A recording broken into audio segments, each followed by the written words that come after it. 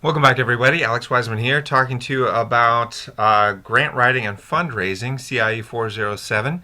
This is the third screencast for week 2 of the class, and we had just dropped off by talking about how to choose a funder, and I was encouraging you to look at the USAID Development Innovation Ventures annual program statement, which is like their RFP, to take a look at the priorities, read the instructions and the guidelines, and see what that looks like.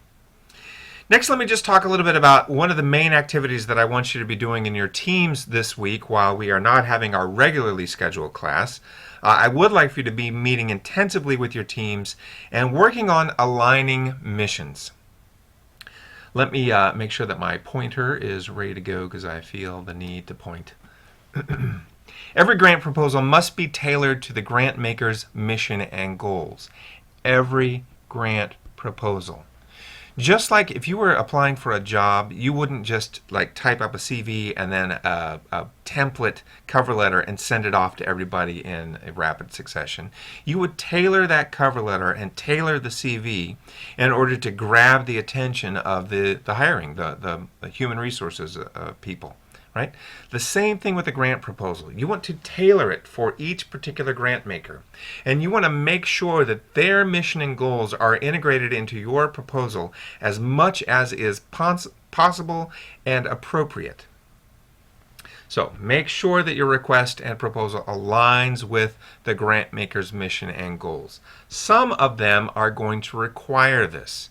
The Spencer Foundation, for example, they are very particular about what their goals are. They only list grant opportunities by special areas of emphasis. So you have to build in this alignment in any proposal to the Spencer Foundation. Others might be less specific, but you should still include language throughout your proposal that refers to the grant maker's mission and demonstrates your alignment. For example, you could say, just like the XYZ Foundation, we're working to make the world a more just place. The proposed program does so by, and then you list how your proposed program is going to make the world a more just place. Right?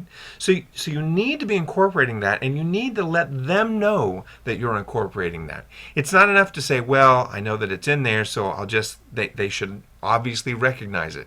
Well, the fact of the matter is they won't obviously recognize it.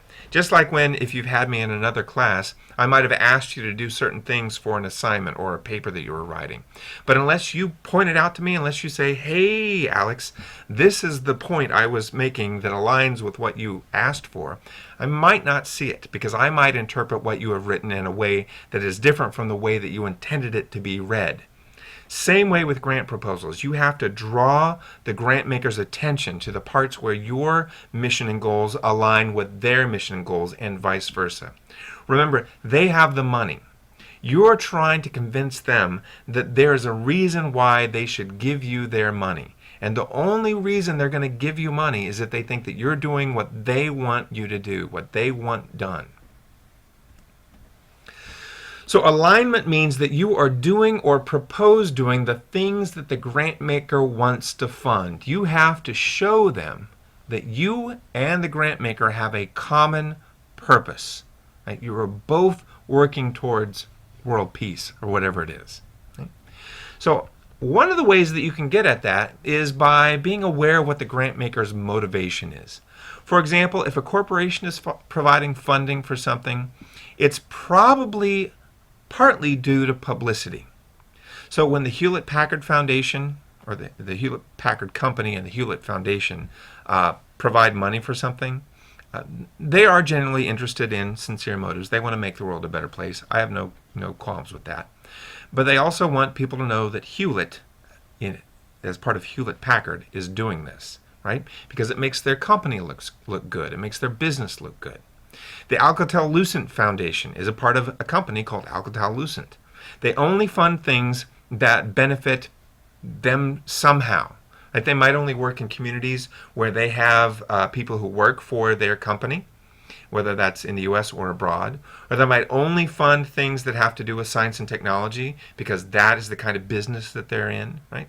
So they're doing it for publicity, or they're doing it for reasons that benefit them as a company. If a foundation provides funding, it usually has a mission to fund specific issues but not others.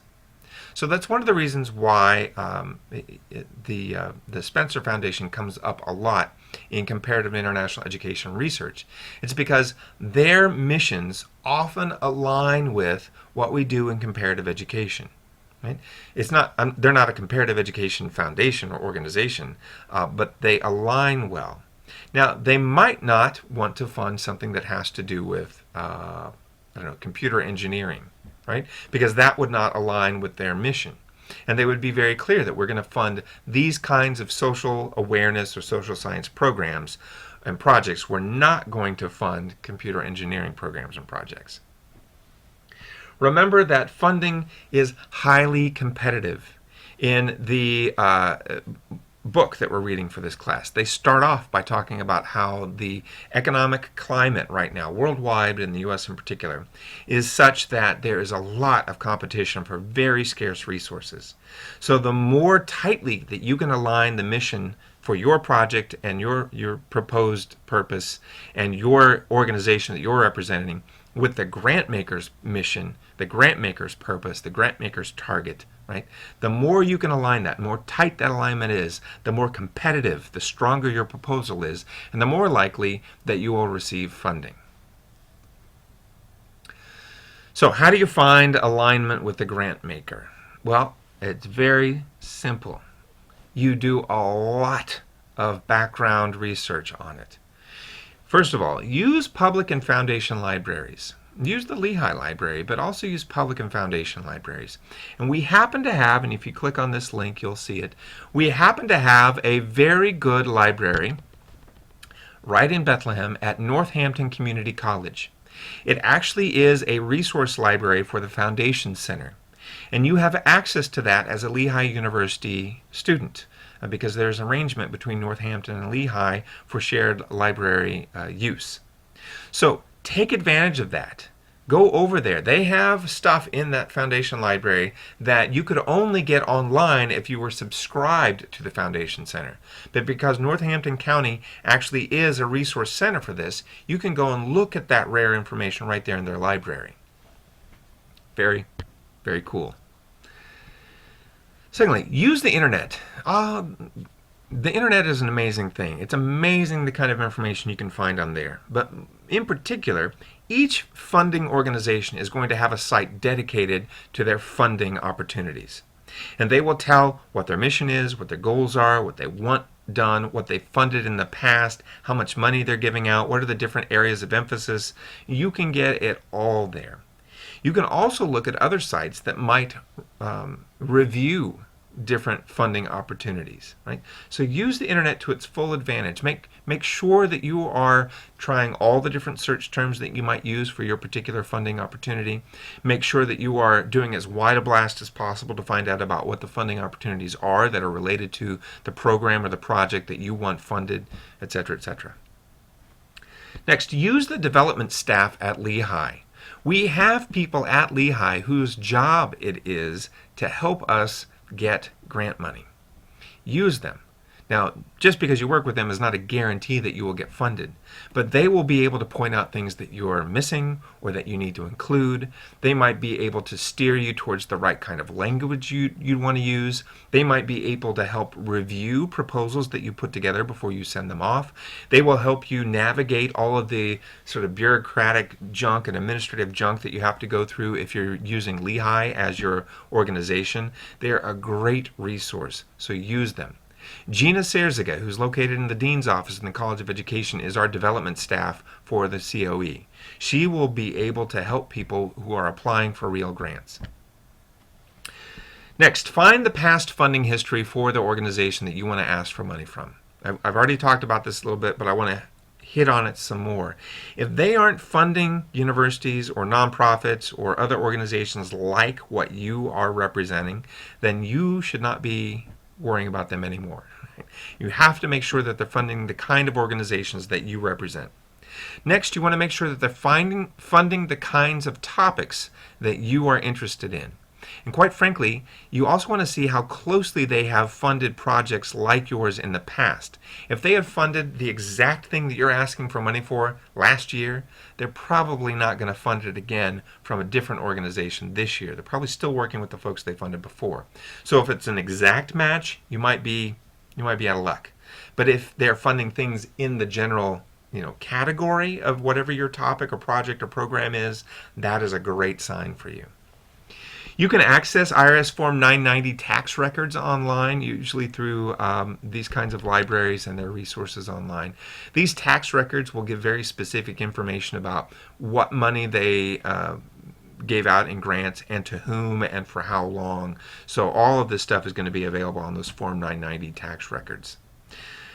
Ultimately, knowing the grant maker really does make all the difference. If you know who the grant maker is and you understand their mission, you understand their requirements, you understand the things that they've done in the past, you understand their history, you know what they're like, your chances of writing a successful proposal just exponentially increased. So, work on aligning missions as part of your teamwork during week 2. And as a week 3 preview, you've got a couple of things coming up. We're going to talk in class about writing an introduction. But before that, you have due assignment number 2, fundraising strategy. This is something that you should be working on with your group throughout week 2 so that when week 3 rolls around, you'll be able to submit that before class. You're going to want to make sure that you read Bornstein 2007. This will be the first time that we will have read anything out of Bornstein. You have 29 pages to read. I don't think that's overly burdensome. It will be talking specifically about social entrepreneurs and entrepreneurship. It's a great way to think about what we're doing in terms of grant writing and fundraising, that social entrepreneurship is one element to infuse into all of the grants that we are trying to get. So take a look at that and come to class ready to discuss it. In class, we will be reflecting on your first assignment, your letters of inquiry. We will do a peer review of your letters of inquiry. That's going to take up a significant chunk of class, is just reflecting on them and then doing the peer review. As we've done in other classes, if you've had me, being critical of each other's work is actually a really positive thing. It will help both you and the person that you're working with grow in terms of the quality of your work and the intensity with which you can convey your ideas. So we're gonna really get into how do we peer review other people's work, and specifically their letters of inquiry. When you learn how to critique others' work, you can see how your own work is being critiqued, and it will help you in that way as well.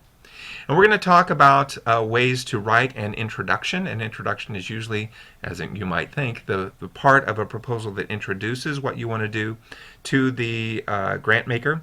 It is in some ways going to be similar to your letter of inquiry, but not exactly the same. So we'll be talking about that.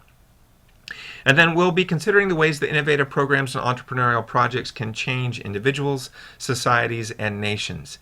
If you can propose a project or a program that is innovative, entrepreneurial, and sustainable, and it aligns with the grant maker's mission, you've won the grant. I mean, that's hands down, you've done it. So if we can understand all those components, we are on the right track to developing a winning proposal. That's what we have coming up. That's what you should be doing during week 2 when we're not meeting live. And if you have any questions in the meantime, I will be available the whole week via email, aww207@lehigh.edu. Give me at least a day to respond because of the time zone difference. And I'm looking forward to seeing what you guys are doing as a team when I get back.